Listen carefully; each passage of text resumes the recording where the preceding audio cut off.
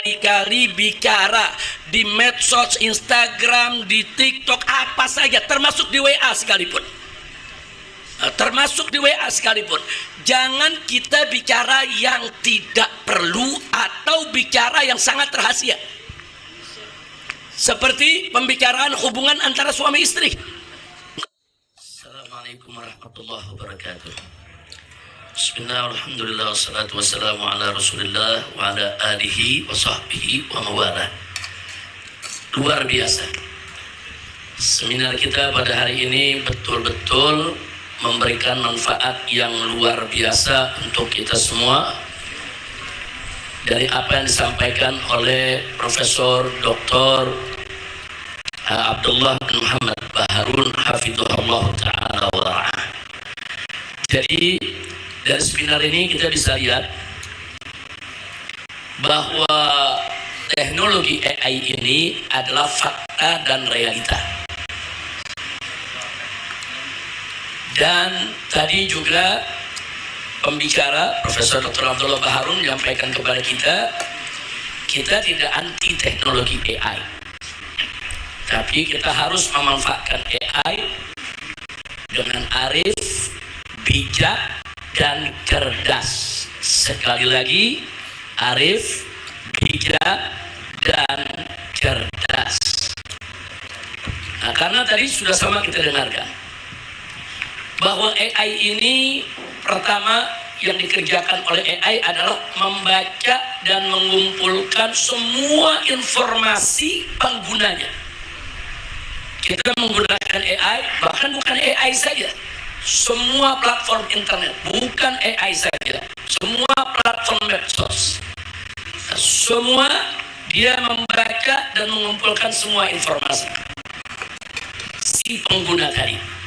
Setelah itu semua informasi yang didapatkan tersebut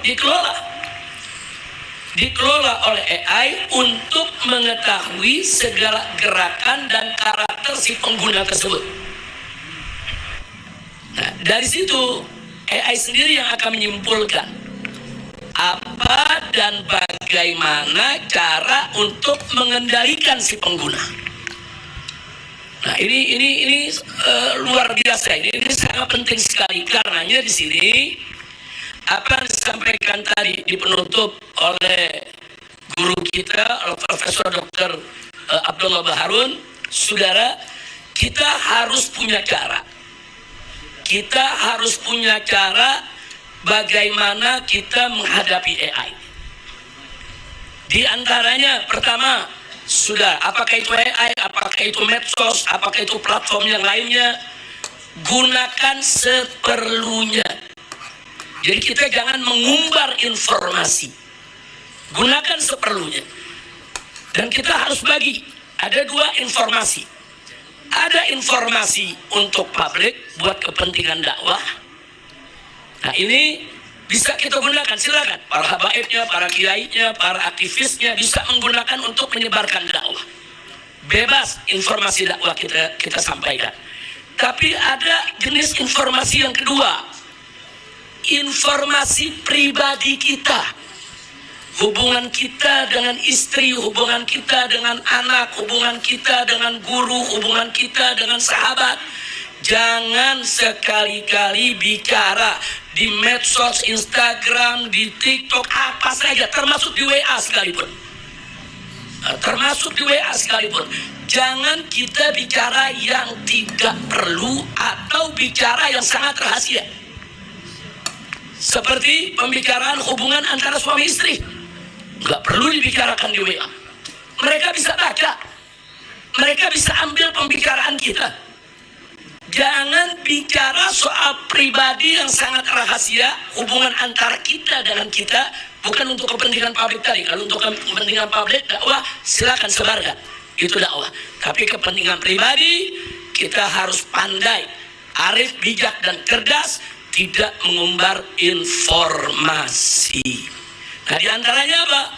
Saudara, ada juga satu cara yang mungkin bisa kita gunakan, sebisa mungkin sembunyikan identitas kita. Sebab kalau kita bisa menyembunyikan identitas kita dalam pembicaraan pribadi, sekalipun informasi itu diserap, tapi mereka nggak pernah tahu itu informasi milik siapa.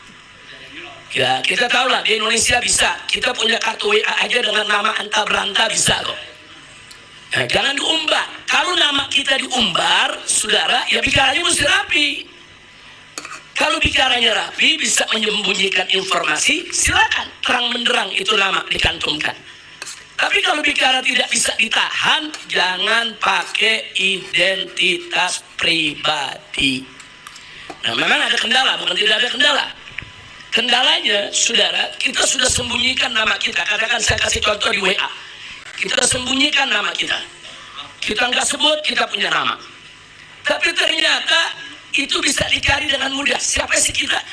Hanya dengan menggunakan get contact. Dia menggunakan get contact, dia periksa. Ini orang-orang yang menghubungi orang ini, nulis namanya di HP-nya siapa? Semua nulis namanya. Saudara, sehingga apa? Langsung terbaca, oh itu milik si fulan. Walaupun kita tidak tulis nama, ya Pak. Nah maka itu, ini diperlukan strategi kebersamaan, apalagi dalam perjuangan, dalam pergerakan. Jangan pernah tulis nama kawan kita dengan nama jelas, apalagi nama guru kita. Sudah samarkan itu semua. Ini kita bicara dalam pembicaraan yang perjuangan. Samarkan, sehingga dia tidak tahu siapa itu pemilik nomor tadi ya Pak. Nah, cuman kalau kita tulis terang-terangan namanya, semua tulis namanya, begitu get konteks saja, udah terbuka ya Pak.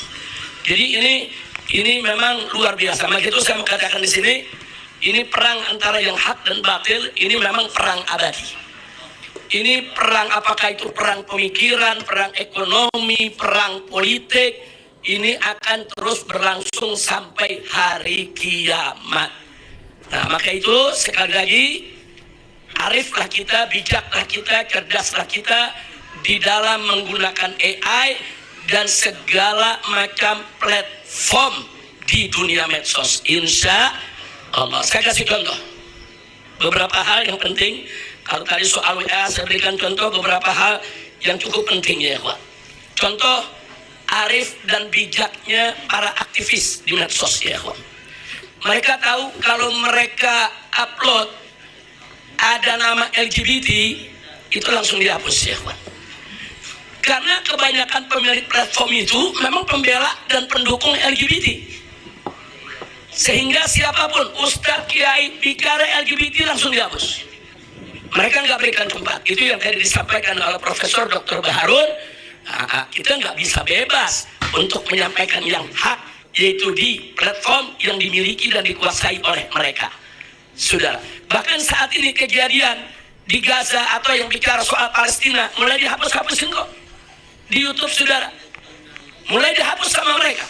Nah, jadi kita lihat di sini. Nah, contoh kecerdasan para aktivis di mana? Contohnya, begitu LGBT dihapus, dia ganti L bintang BT. Nah, dia nggak tulis jelas-jelasan LGBT ya Pak. Kadang-kadang L bintang-bintang baru T. Nah, itu lolos yang begitu-begitu ya Pak. Ini termasuk salah satu contoh cerdasnya pengguna daripada medsos. Kita cerdas-cerdasan aja, kita pakai siasat. Oh, Pak tulis LGBT dihapus, ya tulis saja. Kalau perlu dibalik, saudara, LTGB umpamanya.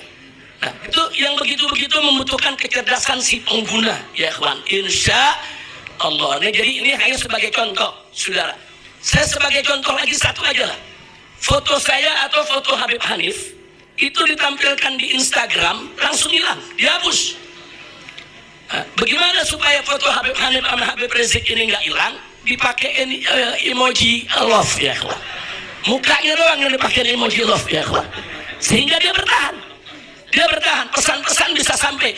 Ini termasuk siasat strategi. Bagaimana kita bermain dengan AI, dengan medsos. Saudara, kita harus arif, bijak, dan cerdas. Insya Allah. Nah, tadi ada penanya yang saya tertarik menyampaikan soal penanaman chip ya, uang di otak, di kepala, dan lain sebagainya.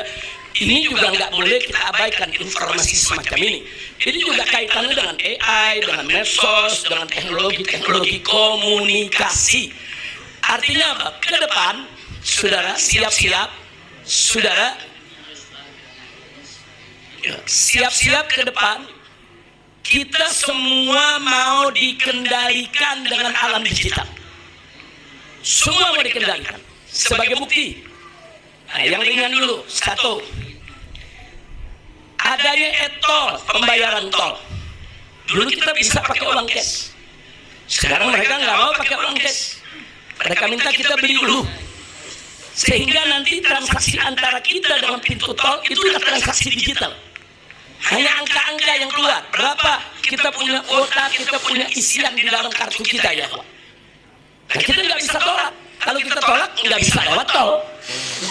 Coba kita bawa uang cash, walaupun uang kita 1 miliar lagi, ditolak. Artinya apa? Kita dikendalikan oleh digital ya Pak. Anda harus bayar dengan kartu dan nggak mau peduli dengan uang cash kita ya Pak. Baik, yang kedua, kalau kita keluar negeri, ke Malaysia, ke Saudi atau kemana tempat, nggak boleh kita bawa uang cash, dibatasi. Uang cash cuma 100 juta atau paling banyak 200 juta. Lebih dari itu uang Anda disita. Tapi menariknya kalau kita bawa ATM isi miliaran, nggak apa-apa. Bawa ATM miliaran, triliunan, boleh keluar masuk luar negeri saudara. Tapi bawa uang cash nggak boleh. Kenapa? Mereka ingin memaksa kita supaya uang kita semua dimasukkan ke bank. Begitu masuk ke bank, masuk ke dalam sistem, sehingga mereka bisa baca uang kita ada berapa. Dan mereka bisa baca uang kita digunakan di mana saja. Mereka bisa baca kapan uang kita ditarik saudara, kapan uang kita dimasukkan. Dan mereka juga bisa baca berapa yang kita keluarkan dan berapa yang dimasukkan. Mereka mau tahu keuangan kita sampai sekecil-kecilnya. Fakta, sudah. Enggak, mereka nggak butuh uang cash. Mereka pengen semua dimasukkan supaya mereka bisa mengendalikan. Dan ini berbahaya. Kenapa? Satelit dikuasai barat. Semua sistem itu internet, WA, medsos, saudara, semuanya termasuk teknologi militer sekalipun untuk mengaktifkan dan menjalankannya semua butuh satelit. Semua butuh satelit. Kalau satelit dimatikan 5 menit aja sudah. Anda punya handphone mati semua. Bank semua sistemnya mati. Anda mau ngambil duit di bank nggak bisa. Alasan bank sistem lagi rusak. Nggak bisa dikeluarkan. Anda mau ngambil di ATM nggak bisa, sistemnya rusak. 5 menit dimatikan saja itu satelit, hancur ekonomi kita semua sudah. Nah, jadi ini juga tantang buat kita. Kita mau dikendalikan dengan apa? Dengan digital. Digital. Makanya tadi yang disampaikan oleh Habib kita, hayah ragamiyah. Ini berbahaya buat kita sudah. Dan mereka dengan bukan hanya mereka tahu berapa jumlah uang kita di bank, di rekening, mereka bisa ambil kapan saja kalau mereka mau ambil. Sebentar mereka ambil, semua itu uang mereka bisa ambil. Dan kita nggak bisa lagi untuk mencairkannya. Nah, makanya jangan kaget kalau tiba-tiba ada rekening yang berkurang, ada rekening yang isinya hilang, saudara. Hati-hati, itu semua berbahaya. Kita dipaksa, bahkan emas kita dipaksa simpan di bank.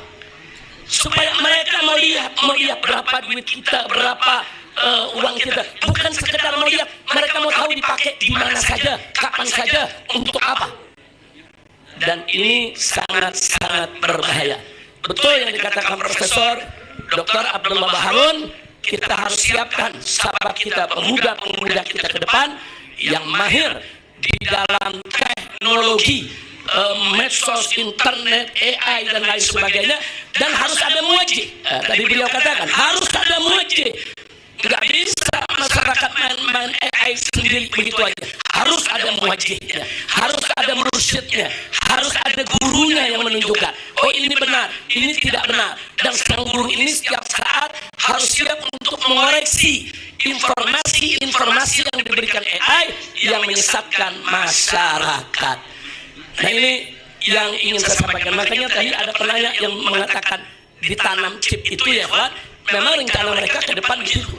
Setiap orang ini ditanam di chip di tangan dia ya Pak. Chip itu untuk apa? Chip itu di dalamnya, saudara kalau mau tahu KTP tinggal tempel. Keluar data KTP. Mau rumah sakit bayar tinggal tempel. Mau masuk tol tinggal tempel. Bukan itu saja. Semua di data itu ada uang Anda. Semua harta Anda, semua identitas Anda ada di situ. Dan itu nggak sampai di situ. Yang namanya chip bisa dikendalikan oleh orang luar. Mereka bisa bunuh Anda kapan saja ya Pak. Lihat peristiwa beberapa waktu yang lalu di Lebanon, saudara. Bagaimana HP bisa meledak di tangan? Bukan 1-2 HP, ratusan HP, saudara. Nah, Israel mengendalikan HP tersebut, saudara, dari negerinya, sehingga orang-orang Lebanon yang ingin melakukan perlawanan terhadap Israel, saudara, megang HP, HP-nya meledak, dan banyak jadi korban. Jadi siapa yang yakin kalau HP ini nggak dikendalikan oleh mereka, saudara? Siapa yang bisa jamin kalau HP ini hari ini, saudara, nggak mungkin meledak, saudara? Artinya pengalaman di Lebanon itu menunjukkan bisa jadi semua HP mereka tanam bahan peledak dan mereka bisa ledakan kapan saja mereka mau. Ya. Makanya betul yang dikatakan Profesor Dr. Abdullah tadi, kita mesti pintar, kita juga mesti bisa ciptakan AI, saudara, kita juga mesti bisa bikin satelit sendiri. Jangan satelitnya ikut Amerika, ikut Barat, harus negara Islam punya satelit sendiri. Makanya melalui musyawarah luar biasa Front Pembela Islam sebelum dibubarkan, yaitu di bulan Agustus tahun 2000, saudara, 20, saudara, di situ ada rekomendasi. Di antaranya, saudara, diserukan kepada OKI menyatukan seluruh negara-negara Islam agar membuat satelit bersama. Jadi satelit kita nggak nyantel lagi di satelitnya Barat atau Amerika. Karena kalau nyantel, mereka bisa dengar pembicaraan kita, mereka bisa rekam gambar kita. Maaf, ini kamera yang ada di HP, jangan sembarangan meletakkannya di kamar. Anda letakkan berdiri begini, saudara, Anda bergerak, saudara, ada pakaian, nggak ada pakaian, lagi telanjang, lagi hubungan dengan istri, mereka bisa rekam. Walaupun HP-nya kita matikan, ya. Jadi ini teknologi sudah mereka kuasai. Makanya kalau meletakkan HP, tutup di bawah, itu dia punya kameranya, saudara. Nah, sehingga kalaupun dia nyalakan, dia nggak bisa. Paling-paling dia bisa ambil suara, tapi dia tidak bisa ambil gambar. Hati-hati, sudah sampai sejauh itu mereka menguasai kita. Nah itu saya mau tanya, sebelum kita tutup, berbahaya tidak? Nah karena itu sekarang semua